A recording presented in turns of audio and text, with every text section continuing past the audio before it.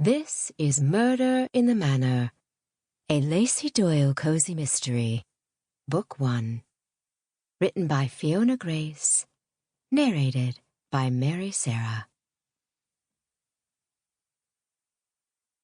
Chapter 1. No fault. That's what the divorce papers stated, in black ink and bold text, stark against the white of the paper. No fault.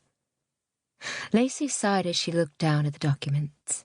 The innocuous-looking manila envelope had just been hand-delivered to her by a pimple-faced teenager with a blasé attitude, as if it were nothing more significant than a take-out pizza. And though Lacey had immediately known the reason she was receiving a couriered letter, she'd felt nothing in the moment. It was only after she'd flopped onto the living-room couch, where the cappuccino she'd abandoned at the sound of the door buzzer was on the coffee table, still spewing little coils of steam, and slid the documents from the envelope that had actually hit her. Divorce papers. Divorce. Her reaction had been to scream and throw them to the ground, like she was an arachnophobic who'd just been mailed a live tarantula.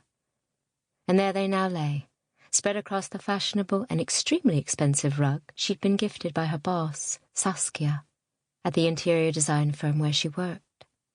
The words, David Doyle versus Lacey Doyle, stared up at her.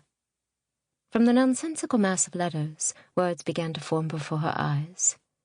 Dissolution of marriage, irreconcilable differences, no fault.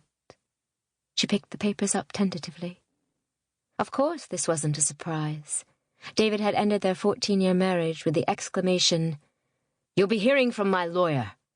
After all, but that still hadn't prepared Lacey for the emotional fallout of actually being in physical possession of the documents, of feeling their weight, their solidness, and seeing that horrible, bold, black text declaring faultlessness. It was how New York did things. Blameless divorces are less messy, right? But no fault seemed a bit rich, as far as Lacey was concerned.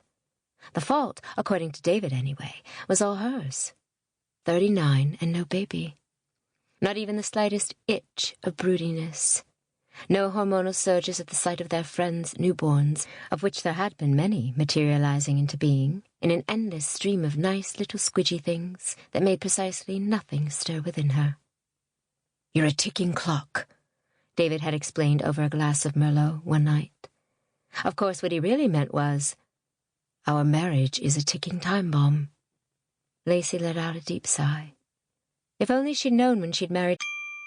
Sample complete. Ready to continue?